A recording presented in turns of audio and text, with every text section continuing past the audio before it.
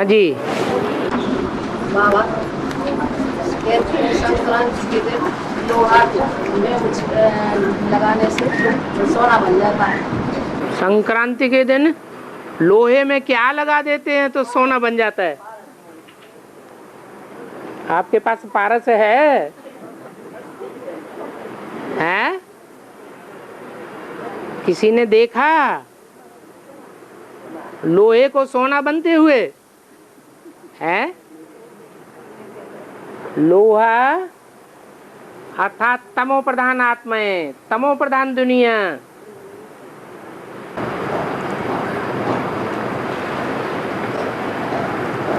सोना अर्थात सच्चाई। लोहे समान दुनिया कलयुग है, जिसमें सब आत्माएं लोहे के समान हो गई, काली तमो प्रधान हो गई। उस काली दुनिया को सतो प्रधान सोने की दुनिया बनाने वाला एक ही बाप है, जिसका नाम पारसनाथ पड़ता है। ऐसा पारस कोई पत्थर दुनिया में नहीं होता है जिसके छूने से कोई सोना बन जाए। ये कहावत है। पारसनाथ अर्थात स्पर्श करने मात्र से ही तमो प्रधान लोहा या लोहे जैसी आत्मा सोना सच्चा बन जाती है, सतयुगी आत्माएं बन जाती हैं। भक्ति मार्ग में ये कहावत बना ली है। संक्रांति के दिन क्या नाम है? मकर संक्रांति। किसकी यादगार है? मकर संक्रांति है ही मक्कार शंकर की यादगार।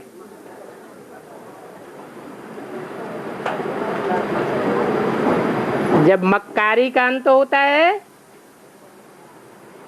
तो किसकी याद से होता है?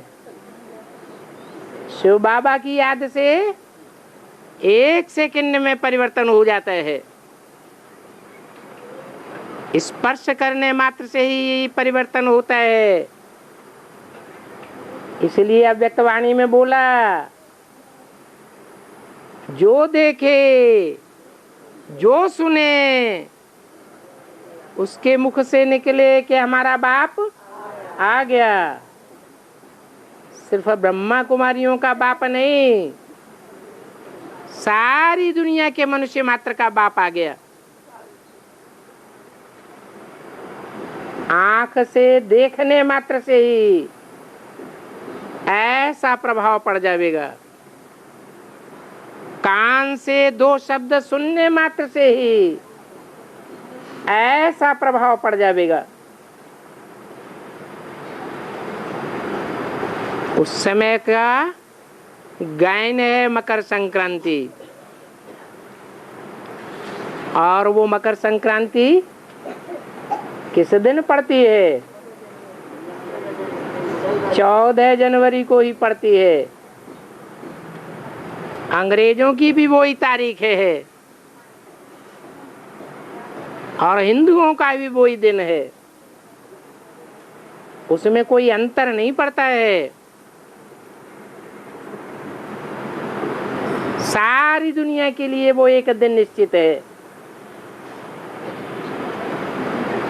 जबकि कहा जाएगा संवत एक एक और एक, जिसकी यादगार है।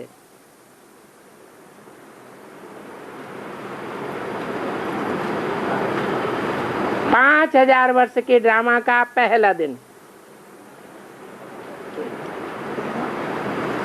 और हाँ जी,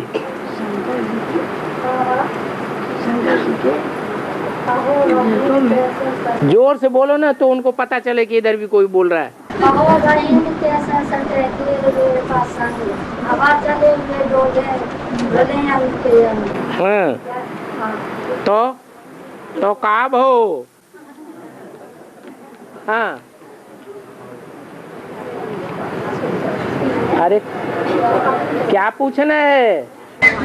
ये माने इस रंग के माने रंग के कैसे बोले कैसे केर का संग जो भिखारी हैं वो बबूल अथवा बेर के कांटे हैं, और जो केले हैं वो निर्विकारी हैं। जब कोई अनुष्ठान करते हैं तो कौन सा पौधा लगाते हैं? केले का पौधा लगाते हैं। जैसे बाबा कहते हैं हंस और बगुले इकट्ठे रह नहीं सकते, अगर इकट्ठे रहेंगे तो बगुले तो बकबक ही करते रहेंगे, कांटा लगाने वाली बातें ही करते रहेंगे, झूठी बातें सुनाकर दूसरों का दिल खराब करते रहेंगे। इसलिए ये कहावत बनी हुई है, बेर और केर साथ साथ नहीं रह सकते।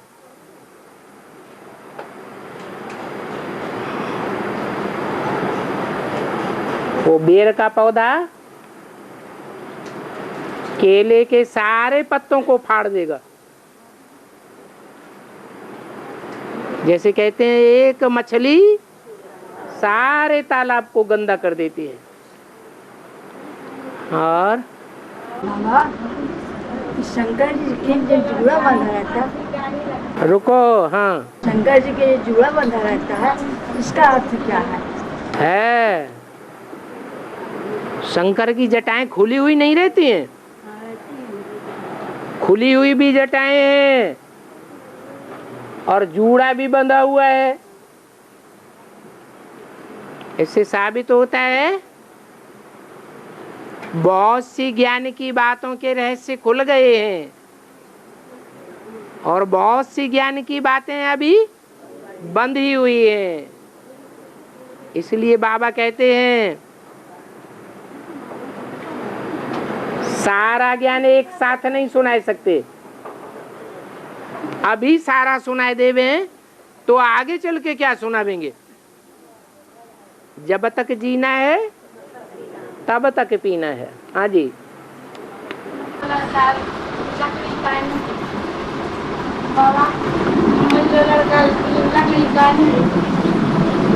क्या कलर वलर कर दिया है? मंझला लड़का मृत्यु के बाद वो नहीं देती लकड़ी अग्निदाह, आपको अग्निदाह मझला लड़का क्या करता है? अग्निदाह नहीं देता, बाप को अग्निदान नहीं देता है। संस्कार जो होता है ना, कितना बड़ा दे सकता है? दाह संस्कार जो होता है ना, हाँ। तो पूछ रही है माता के मझला बच्चा जो है हाँ। वो अग्नि नहीं देता, अग्निदान नहीं देता है। हाँ, पांडवों में संगम युग में पांडव हुए ना, तो उन पांडवों में मझला लड़का कौन था? अरे भीम था कि नहीं था? भीम पक्का युधिष्ठिर जैसा देवता था या राक्षसी स्वभाव का था? है राक्षसी स्वभाव का था। बाकी 5 पांडवों में 4 को ऐसे नहीं कहेंगे। कैसे राक्षसी स्वभाव का था? 100 कौरवों को उस अकेले ने मारा था।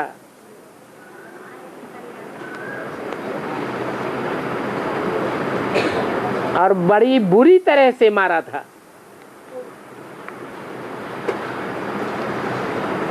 अनेकों राक्षसों को मारा था और 100 कीचकों को भी मारा था।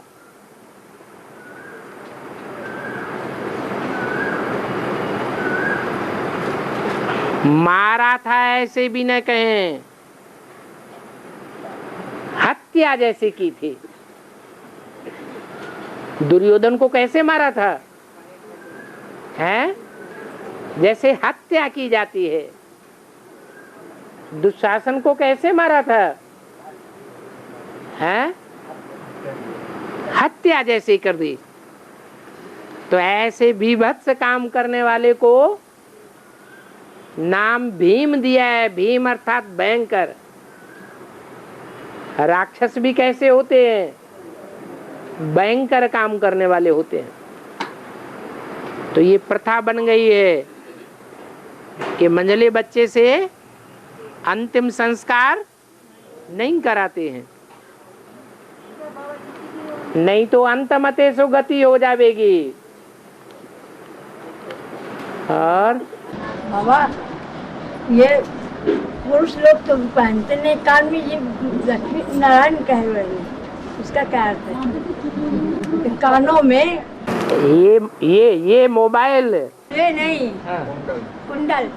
कहाँ है कुंडल? नारायण के कुंडल कान में पहने। ये कहाँ? ये कहाँ है चित्र? पीछे है। ओह, ये कानों में ही नहीं पहने हुए हैं, उनकी सब इंद्रियों में श्रृंगार किया हुआ है। ये दिव्य गुणों का श्रृंगार है। क्या? ये कान जो है वो सुनी सुनाई बातों के ऊपर है, विश्वास करने वाले नहीं है। नहीं तो दुनिया के मनुष्य कैसे हैं?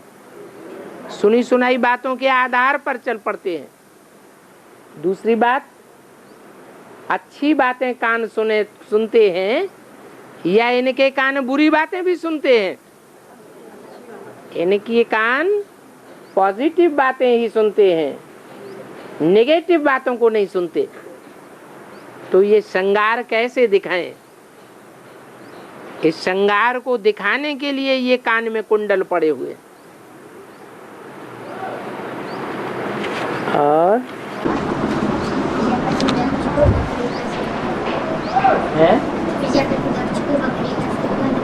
है प्रजापिता जो है वो सारी मनुष्य सृष्टि का बीज बाप है। जो बाप है वो दुनिया का सबसे जास्ती श्रेष्ठ ते श्रेष्ठ पद धारण करता है। श्रेष्ठ ते श्रेष्ठ गुण भी धारण करता है।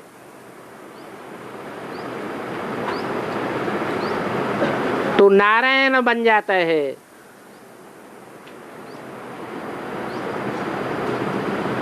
जब नारायण बनता है तो दुनिया का सतो प्रधान हिस्सा होता है या तमो प्रधान हिस्सा होता है?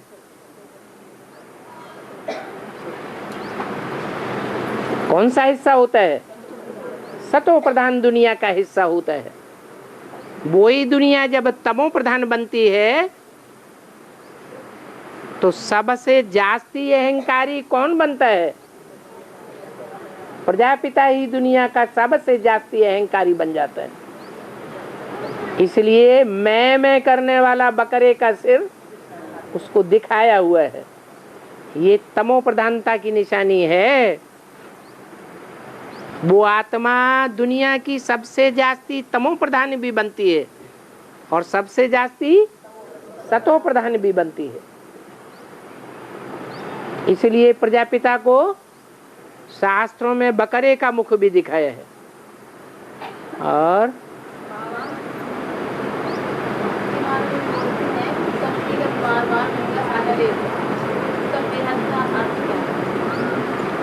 क्या बोला? बार बार गंगा सागरे। हाँ, इसका वेद में गंगा आदि में निकलती है, मध्य में निकलती है या अंत में निकलती है? कब प्रत्यक्ष होती है? अंत में ज्ञान गंगाएं प्रत्यक्ष होंगी। तो जब ज्ञान गंगाएं प्रत्यक्ष होंगी तभी सारी सृष्टि का कल्याण होगा, यह मध्य में हो जाएगा। अभी ज्ञान गंगाएं प्रकट नहीं हुई है, अंत में ज्ञान गंगाएं निकलेंगी। वो गंगा कौन से धर्म से कनेक्टेड है? गंगा के किनारे, गंगा के नजदीक जाकर कौन चौकड़ी मार के बैठते हैं? सन्यासी लोग बैठते हैं। तो जरूर गंगा भी सन्यास धर्म से है। इसलिए मुरली में बोला है, अंत में जब ये सन्यासी निकलेंगे तब तुम बच्चों की विजय हो जाएगी। तो सन्यासियों में भी पहला मुख्य सन्यासी कौन हुआ? मुख्य सन्यासी भीष्म पितामह को माना जाता है। मुख्य सन्यासी भक्ति मार्ग में शंकर का बड़ा बच्चा कौन? कार्तिकेय। उनको बड़ा सन्यासी माना जाता है। बहुत पावरफुल आत्माएं हैं। जन्म जन्मांतर उन्होंने पवित्रता के लिए पुरुषार्थ किया है।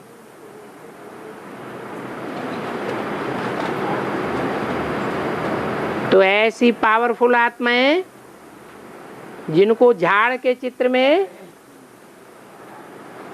नीचे जड़ों को देखें, सबसे मोटी जड़ कौन सी दिखाई गई है?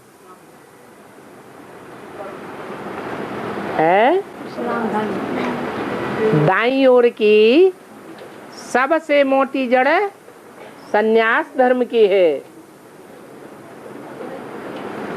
बहुत पावरफुल आत्माएं हैं। उनको जन्म देने वाली गंगा है। वो गंगा जब निकलेगी तो सागर से मेल होता है।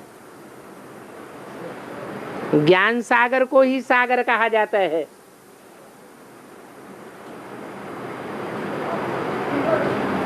बीच में मेल नहीं होता है। बल बच्चे पहचानते भी हैं सागर को, परंतु 100% निश्चय बुद्धि होकर पहचानते हैं। यह बीच बीच में माया अनिश्चय भी लाती रहती है, अनिश्चय भी लाती रहती है। तो निश्चय होना और न होना बराबर हो जाता है। तो अंत में जब ये सन्यासी निकलेंगे, गंगा निकलेगी, तो सागर से साफ का मेल हो जाएगा। इसलिए भक्ति मार्ग में ये बात गाते हैं कि और मेले बार बार, गंगा सागर एक बार। और बाबा अंत किसको बोला जाएगा? अंत जो बोला जाएगा सन 18 को बोला जाएगा, 36 को बोला जाएगा?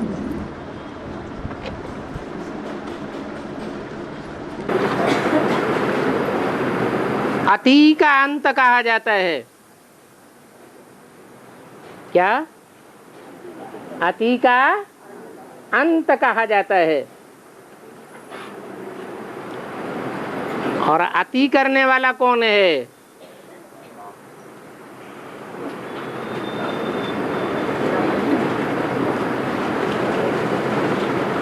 कोई ऐसा है जो अति करता है तब अंत आ जाता है?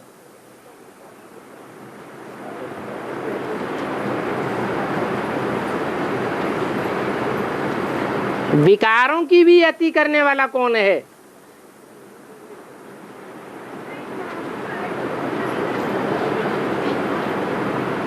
अरे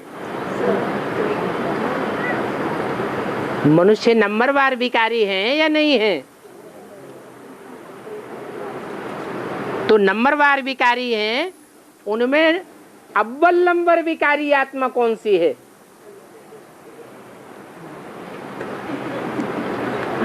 घुट घुट के क्यों बोलते, जोर से बोलो ना।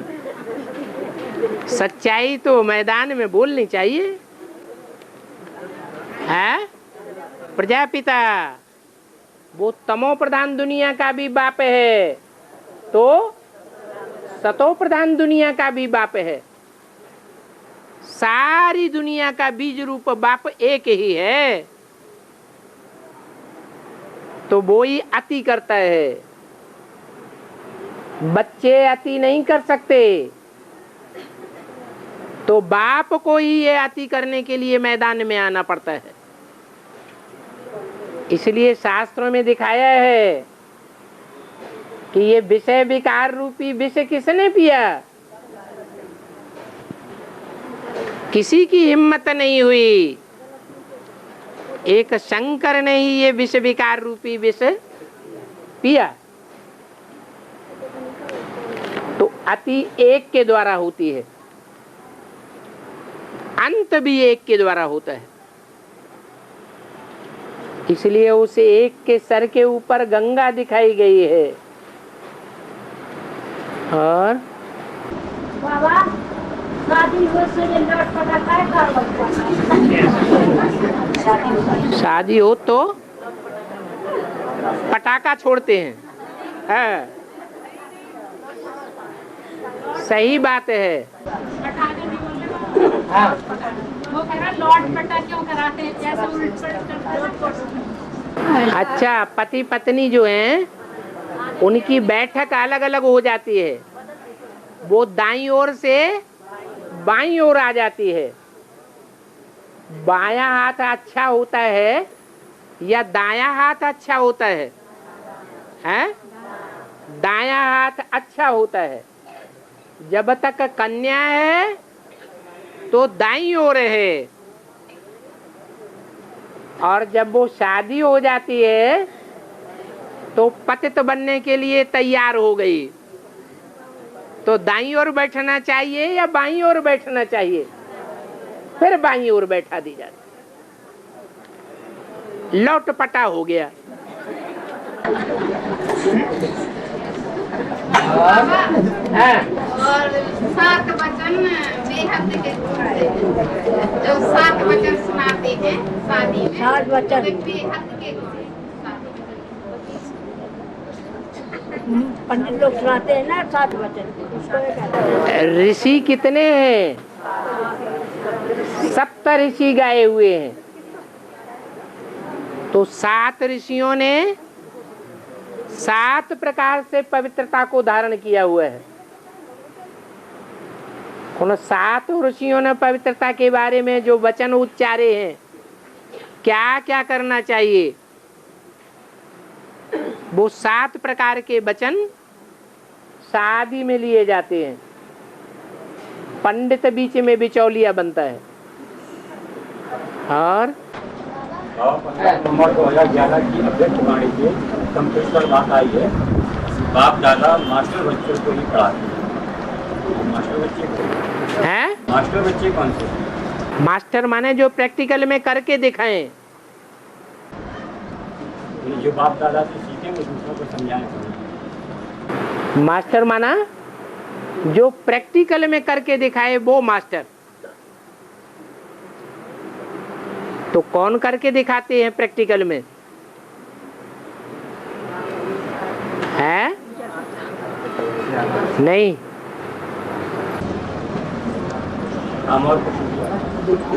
वो 7 बच्चे जो प्रैक्टिकल में करके दिखाते हैं, अष्टदेव हैं। अष्टदेवों में एक तो स्वयं भगवान ही है, और बाकी बचे 7 वो प्रैक्टिकल में करके दिखाते हैं कि वो संगठन क्या होता है जिसमें एक भाषा हो, एक धर्म हो, एक राज्य हो, एक मत हो, एक कुल हो। वो प्रैक्टिकल शुरुआत 7 बच्चों के द्वारा होती है, इसलिए उनको मास्टर कहा जाता है। शिव बाबा को भी सर्वशक्तिवान कहा जाता है। भगवान सर्वशक्तिवान है, लेकिन करने वाला करता है या अकर्ता है? वो तो अकर्ता है। फिर जो अकर्ता है उसका तो गायन ही नहीं होगा। जो करता है, करके दिखाता है, वो ही मास्टर हुआ। शिव बाबा सिर्फ बताने वाला हुआ, करने वाला कौन हुआ? बच्चे ही करने वाले हुए। और है यहाँ भक्ति मार्ग में ये भी कहते हैं कि जो कुछ करता है तो भगवान करता है। आप कहते हैं कि ये करता है। भगवान आत्मा भी है और शरीर भी है। निराकार आत्मा है, साकार शरीर है। दोनों का मेल है तो भगवान है, या सिर्फ आत्मा है तो भगवान है? दोनों मिलते हैं तो भगवान है। इसलिए जो भगवान है वो करने के आधार पर पूजा जाता है। जो कुछ करके जाते हैं उनकी मूर्तियां बनाई जाती हैं। जैसे नेताओं की मूर्तियां बनाते हैं, उन नेताओं ने कुछ किया है ऐसे ही मूर्तियां बना देते हैं। शिवाजी की मूर्ति बनाते हैं, महाराणा प्रताप की मूर्ति बनाते हैं, महारानी लक्ष्मीबाई की मूर्ति बनाते हैं, देवताओं की मूर्ति बनाते हैं। तो उन्होंने कुछ किया है या ऐसे ही बनाते हैं? किया है। और शिव की मूर्ति नहीं बनाते, लिंग बनाते हैं। इसका मतलब क्या हुआ है? इसका मतलब हुआ कि देवताओं की मूर्ति बनाते हैं जिसमें सब इंद्रियां दिखाते हैं। इंद्रियों से ही कुछ न कुछ किया जाता है। और शिव की मूर्ति नहीं बनाते हैं, उनका सिर्फ लिंग बनाते हैं। और देवताओं की सारी इंद्रियां पूजी जाती हैं, लिंग नहीं पूजा जाता।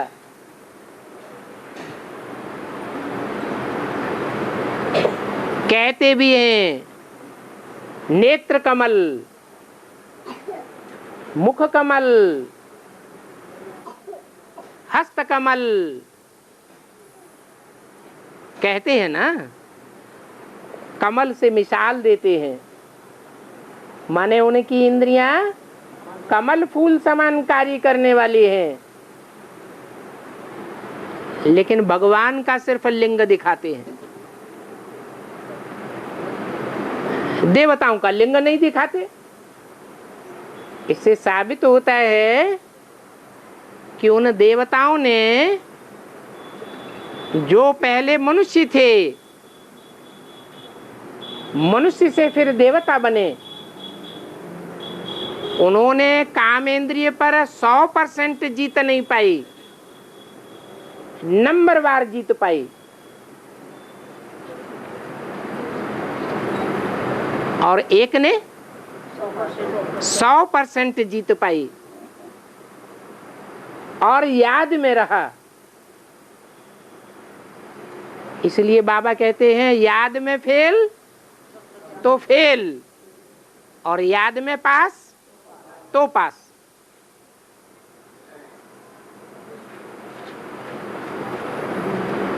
तो कर्ता की निशानी है या अकर्ता की निशानी है? अगर अकर्ता है तो बिंदु या शरीर के साथ? बिंदु अकर्ता है,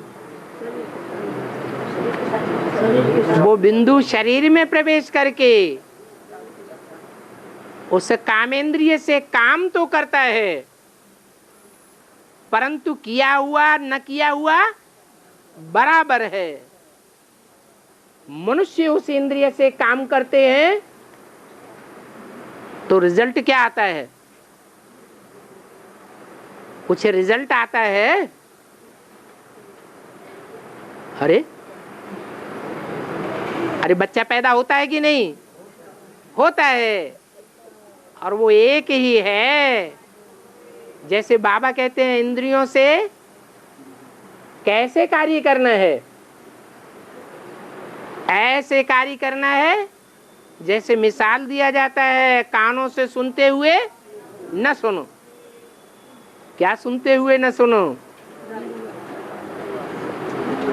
सबसे जास्ती दुनिया में किसकी ग्लानि होती है?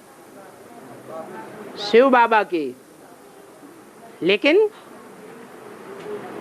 गायन है उसके लिए, बल सबसे जास्ती ग्लानि होती है।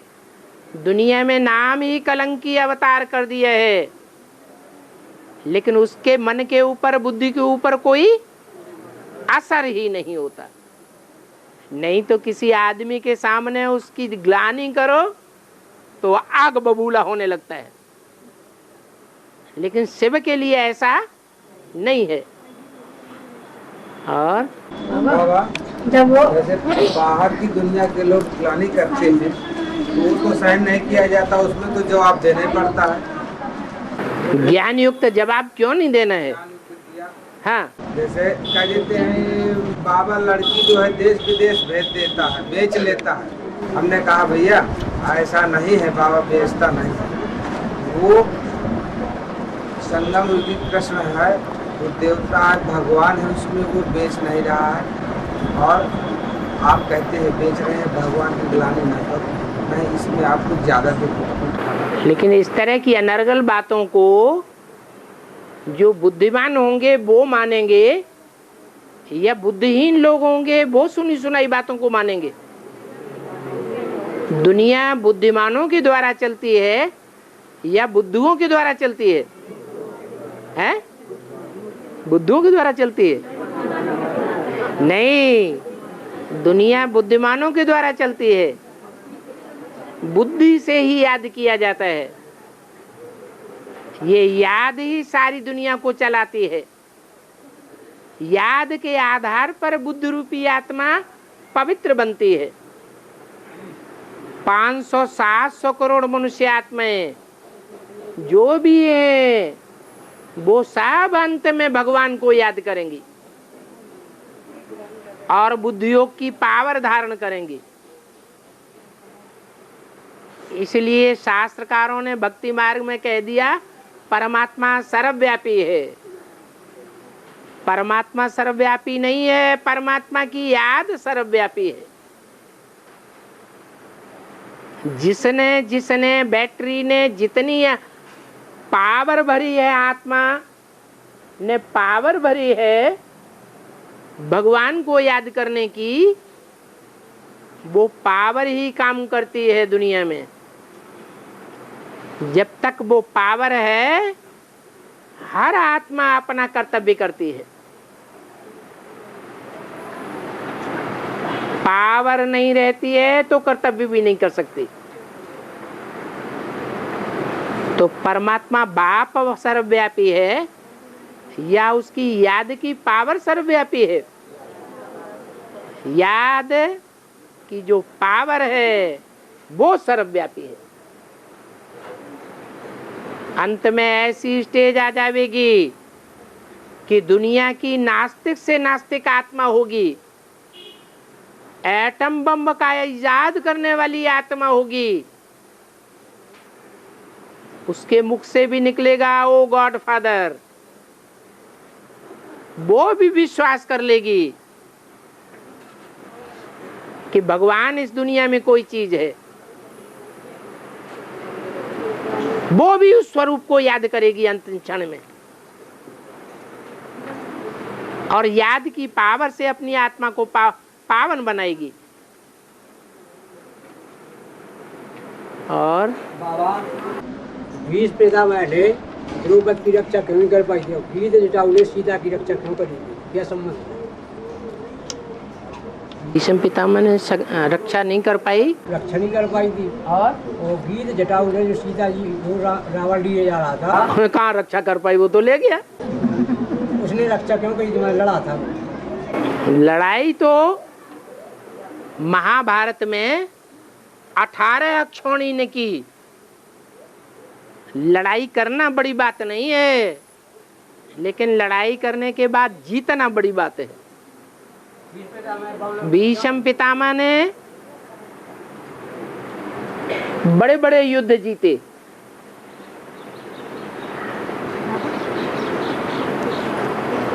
लेकिन द्रौपदी के ऊपर जब आफत आई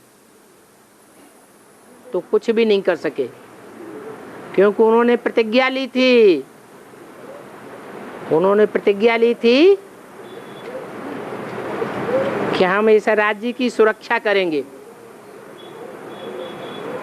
इस पीढ़ी में जो भी राजा आएगा उसकी हम सुरक्षा करेंगे। और उस समय स्थिति कैसी थी, अगर द्रौपदी की रक्षा करें तो धृतराष्ट्र को खलास करना पड़े, धृतराष्ट्र के ऊपर वार करना पड़े, क्योंकि धृतराष्ट्र बंध चुका था दुर्योधन में। आज की दुनिया में वो धृतराष्ट्र भी बैठे हुए हैं। कौन है धृतराष्ट्र?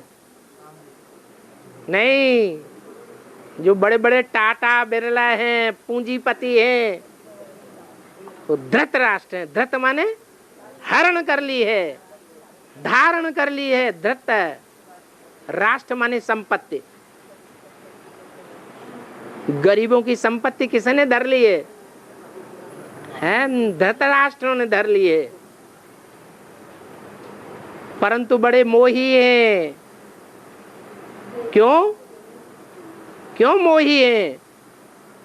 जहां हमारा धन होगा वहां हमारा मन होगा। जितने भी धन संपत्ति वो कमाते हैं, करोड़ों अरबों, वो सारी संपत्ति का बड़ा हिस्सा बड़े बड़े नेताओं के पास चला जाता है चुनाव में, तो उनका मोह उसमें अटका हुआ है। और वो नेताएं दुर्योधन का पार्ट बजा रहे हैं। कैसा युद्ध करते हैं चुनाव में? जातिवाद का युद्ध करते हैं या पक्षपात का युद्ध करते हैं या अपक्षपात का करते हैं? पक्षपात का युद्ध करते हैं। उस युद्ध से जीत जाते हैं। तो वो बड़े बड़े नेताएं जिन्हें कांग्रेसी कहा जाता है, वो मुखिया हैं।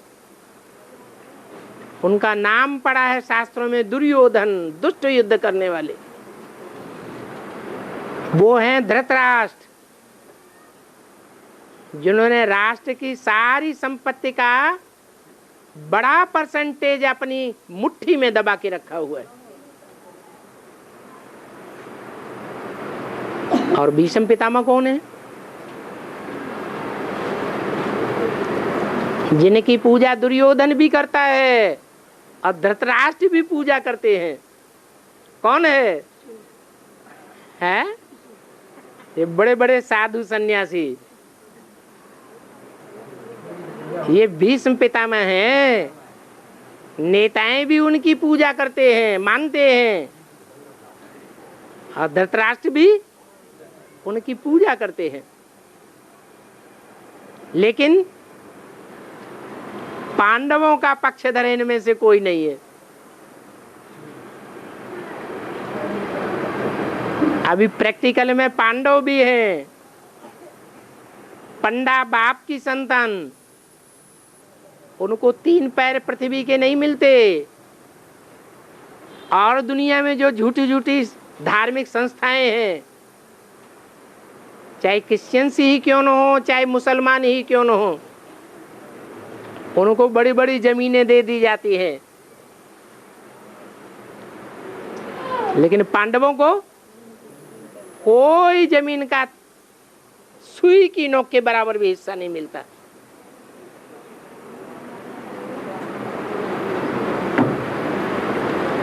और बाबा, जब सीता जी को रावण ले जा रहा था तो जटायु ने रोका तो उसने उसके पंख काट दिए। जब ज्ञान योग के पंख ही नहीं रहेंगे तो लड़ाई कैसे लड़ोगे?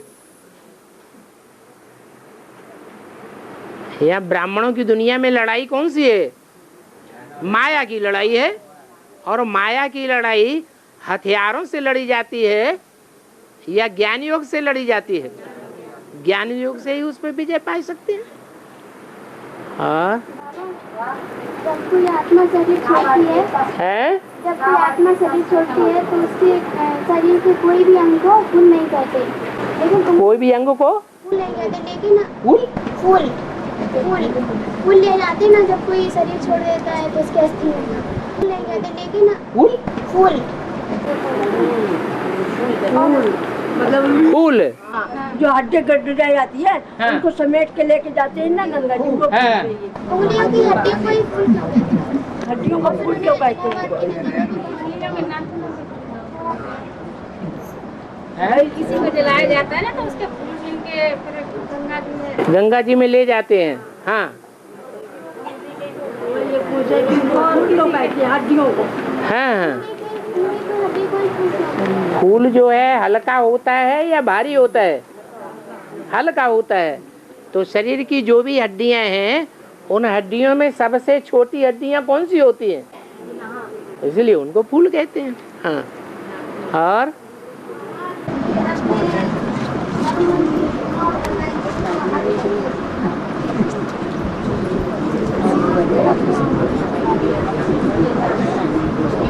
इतनी जोर से बोलो जो आगे वालों को सुनाई पड़े।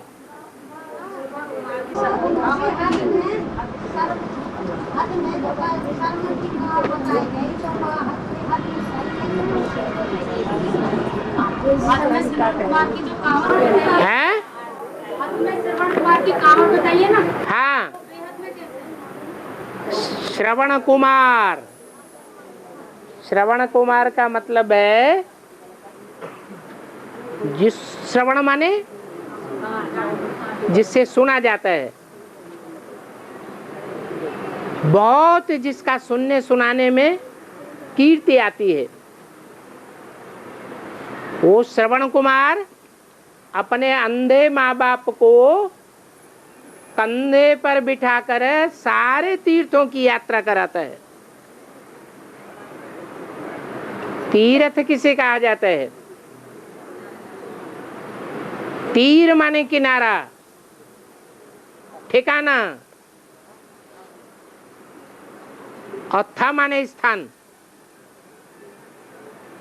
अर्थात एक ठिकाने लगाने वाला स्थान। ढेर के ढेर तीर्थ हैं।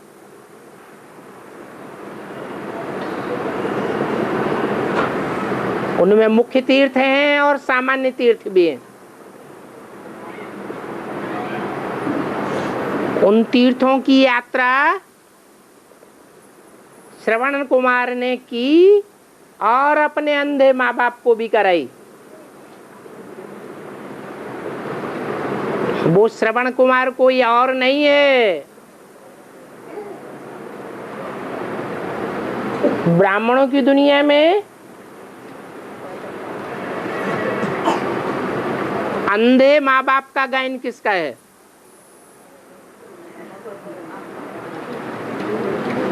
अंधे की औलाद अंधे।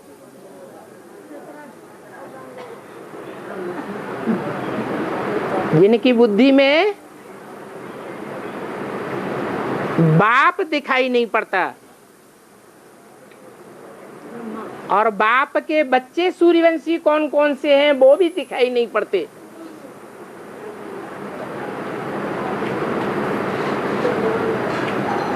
सत्य क्या है वो दिखाई नहीं पड़ता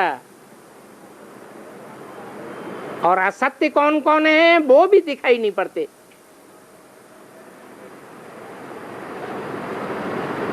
ज्ञान की गहराई को बुद्धि से पूरा समझ ही नहीं सकते।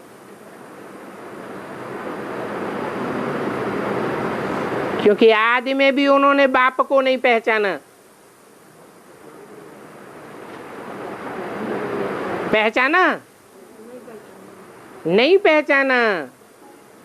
और अब अंत में जो बाप प्रत्यक्ष हो रहा है उसको भी नहीं पहचाना। तो अंधा कहें या सोझरा कहें? अंधा ही कहेंगे। कौन अंधे की औलाद श्रवण कुमार बनता है?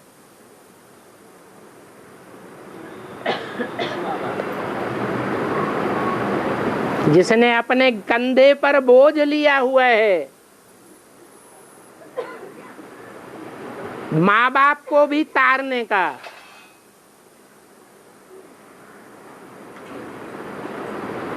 वो मम्मा बाबा वाली आत्माएं प्रवेश करती हैं उसके बुद्धि रूपी क्षेत्र में।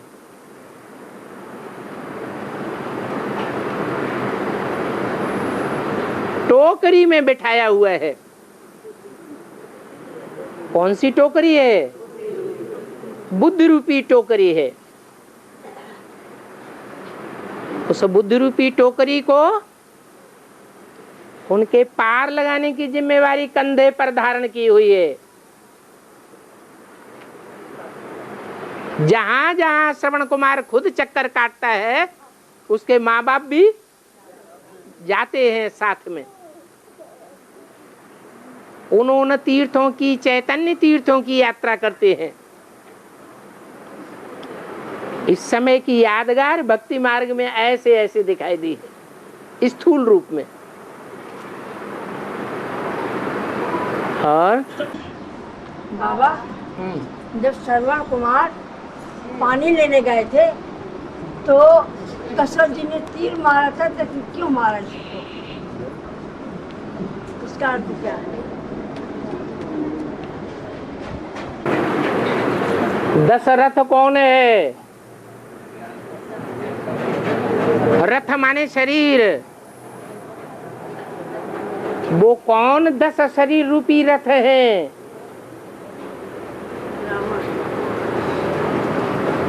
जो झाड़ के चित्र में 10 जड़ों के रूप में दिखाए गए हैं। 4 जड़ें दाईं ओर, 4 जड़ें बाईं ओर, और बीच में माँ बाप रूपी 2 जड़ें।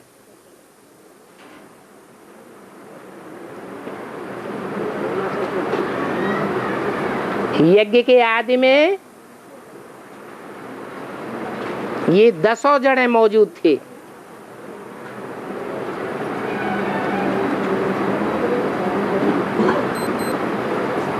राम वाली आत्मा यज्ञ के आदि में थी या नहीं थी?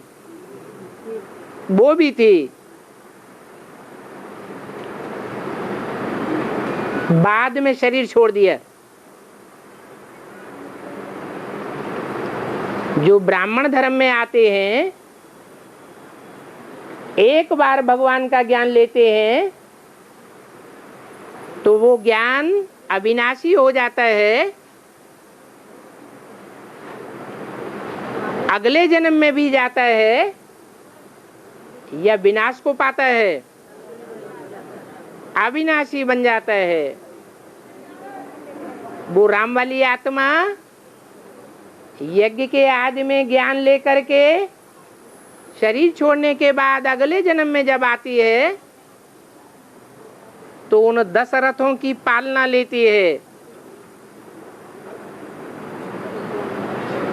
जो सतयुग में भी नारायण बनते हैं। संपूर्ण नारायण बनते हैं या अधूरे नारायण? अधूरे नारायण बनते हैं।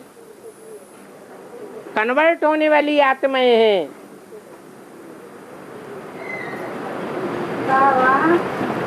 वो कन्वर्ट होने वाली आत्माएं रावण राज्य की स्थापना के निमित्त बनती हैं या राम राज्य की स्थापना के निमित्त बनती हैं? वो ही आत्माएं अभी संगम युग में राम की पालना करती हैं। कब तक? जब तक ब्रह्मा बाबा मौजूद रहे, बाप बच्चे की पालना करता है। इसलिए राम वाली आत्मा उन दशरथों की औलाद कही गई है शास्त्रों में। वो दशरथ है, 10 आत्माएं यज्ञ के आदि से लेकर के और 76 तक प्रत्यक्ष होती है। राम वाली आत्मा की पालना के निमित्त बनती है। वो ही रावण संप्रदाय भी है। रावण के 10 मुख भी हैं।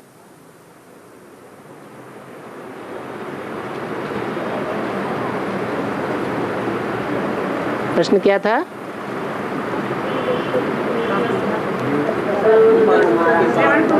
बाण मारा। हाँ, तो वो दशरथ वाली आत्मा जो रावण संप्रदाय है, उसकी लड़ाई खास किससे होती है? राम की आत्मा से लड़ाई होती है। तो स्थूल बाणों की लड़ाई होती है या ज्ञान के बाण की लड़ाई होती है? ज्ञान के बाणों की लड़ाई है। यज्ञ के आदि में वो लड़ाई जब हुई थी तो राम वाली आत्मा अनिश्चय बुद्धि बनी या निश्चय बुद्धि बनी? है, अनिश्चय बुद्धि बन गई। अनिश्चय बुद्धि बनना माने मर जाना। आदि में ही खलास हो गई।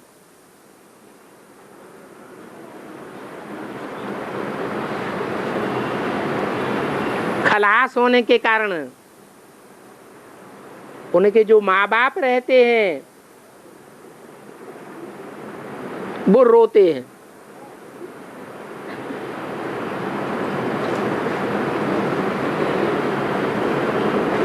जैसे दुनिया में बच्चा मर जाता है, जो माँ बाप की परवरिश करने वाला हो, तो माँ बाप को रोना पड़ता है।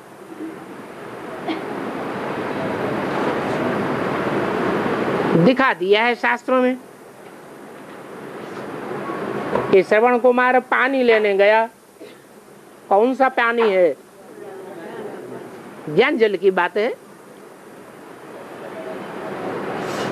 और बाबा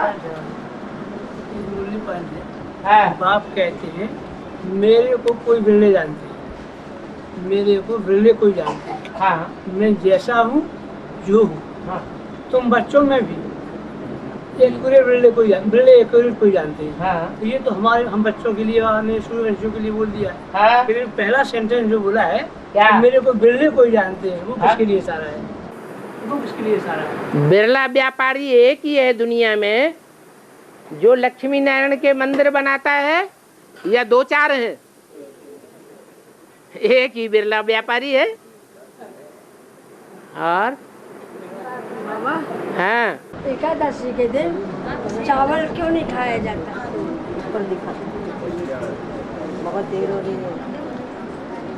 एकादशी के दिन व्रत रखना होता है। वो व्रत रखते हैं खाने पीने की चीजों का। हमारा व्रत कौन सा है? हैं? हमारा व्रत है विकारों का। जो विकार हैं वो आत्माएं धारण करती हैं या शरीर धारण करता है? आत्मा ही विकार धारण करती है। आत्मा ही निर्विकारी बनती है। तो जिस आत्मा का छिलका उतर जाता है उसकी मिसाल चावल से दी गई है।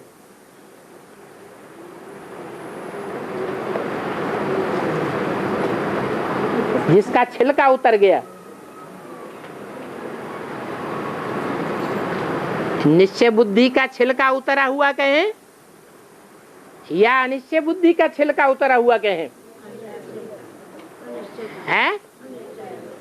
निश्चय बुद्धि का कहें कि छिलका उतरा है। जैसे मुरली में बोला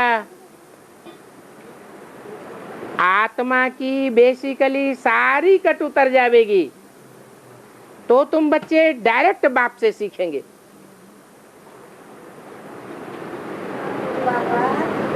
तो जिनकी जिनकी कट उतर गई है, बेसिक में पढ़ाई पढ़ते पढ़ते वो डायरेक्ट बाप से सीखते हैं। वो आत्मा को कहेंगे बेसिकली छिलका उतर गया। वो देह अभिमान का छिलका जिनका बेसिकली उतर जाता है, उनको जो नए नए पुरुषार्थी निकलते हैं, व्रत धारण करते हैं कि हमें विकारों को ग्रहण नहीं करना है, उनका फर्ज बन जाता है, तो उन आत्माओं से लगाव न लगाएं जिनका छिलका उतरा हुआ है। अगर लगाव लगावेंगे तो नीचे गिरेंगे या ऊपर उठेंगे? क्यों? क्योंकि दुनिया वालों से संग कार्य करेंगे तो लोहे की जंजीर में बंधेंगे, और ज्ञान में चलने वालों का संग करेंगे, लगाव लगाएंगे तो सोने की जंजीर बन जाती है। सोने की जंजीर और लोहे की जंजीर में ज्यादा तोड़ना कठिन किसका होता है? लोहे की जंजीर तो अभी छेनी लगाओ, तोड़ दो, फेंक दो, कोई दुख नहीं होगा। लेकिन ये सोने की जंजीर का हिसाब किताब तो 84 जन्मों से बनता है, इसलिए ये तोड़ना बहुत मुश्किल हो जाता है। इसलिए एकादशी व्रत रखने का दिन जो है वो ये माना जाता है कि चावल नहीं खाना है।